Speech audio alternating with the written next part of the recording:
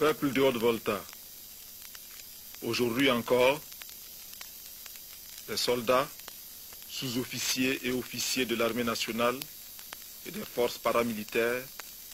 se sont vus obligés d'intervenir dans la conduite des affaires de l'État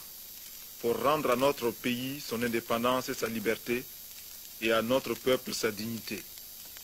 En effet, ces objectifs patriotiques et progressistes qui ont justifié l'avènement du Conseil de salut du peuple le 7 novembre 1982 ont été trahis le 17 mai 1983, soit 6 mois seulement après, par des individus farouchement hostiles aux intérêts du peuple voltaïque et à ses aspirations, à la démocratie et à la liberté. Aujourd'hui, 4 août 1983, des soldats, sous-officiers et officiers de toutes les armes et de toutes les unités, dans un élan patriotique,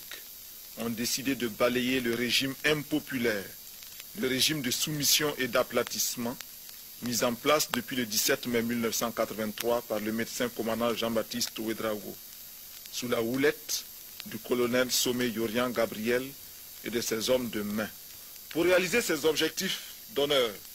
de dignité, d'indépendance véritable et de progrès pour la Haute-Volta et pour son peuple, le mouvement actuel des forces armées voltaïques,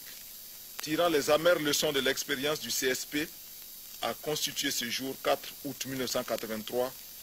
le Conseil national de la Révolution, CNR,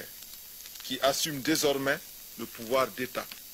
Le Conseil national de la Révolution invite le peuple voltaïque à constituer partout des comités de défense de la Révolution pour participer à la grande lutte patriotique du CNR et pour empêcher les ennemis intérieurs et extérieurs de nuire à notre peuple. Il va sans dire que les partis politiques sont dissous. Peuple de Haute-Volta,